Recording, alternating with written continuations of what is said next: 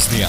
अब बात करते हैं यूरोप के एक ऐसे देश की जहां आधी आबादी मुस्लिम लोगों की ही है। यानी आप कह सकते हैं कि इस देश में आधे लोग मुस्लिम हैं और आधे दूसरे धर्म के। इस देश का नाम है बोस्निया। इस देश के बारे में बहुत ही कम लोग जानते हैं। कुछ लोगों को तो आज तक इसका पूरा नाम ही मालूम नहीं। बोस्निया कंट्री का पूरा नाम बोस्निया एंड हर्जेगोविना है। यूरोप के दूसरे देशों के मुकाबले में इस देश को ज्यादा खूबसूरत माना जाता है, क्योंकि यहाँ पर ना तो गंदगी देखने को मिलती है, साथ ही देश के व्यूज इतने लाजवाब हैं कि जो भी इस देश में एक बार जाता है वो बस यहीं का होकर रह जाता है। इसीलिए यूरोप का ये देश पूरी दुनिया में सुर्खियों में बना रहता है। यहाँ पर एक से एक खूबसूरत झीलें हैं, नहरें हैं। साथ ही इनके अलावा यहाँ की संस्कृति, रीति रिवाज और रहन सहन सभी दूसरे देशों के मुकाबले में काफी बेहतर है। चलिए बात करते हैं यहाँ की पॉपुलेशन की। 2021 की रिपोर्ट के मुताबिक बोस्निया देश की कुल आबादी 32.7 लाख है, जिसमें से 1.8 मिलियन लोग मुस्लिम हैं, यानी 51% मुस्लिम इस देश में अपना इक्का जमाए हुए हैं। 15वीं और 16वीं शताब्दी में तुर्क एम्पायर ने बोस्निया पर विजय हासिल की। तभी से इस देश में इस्लाम धर्म का प्रचार शुरू हुआ।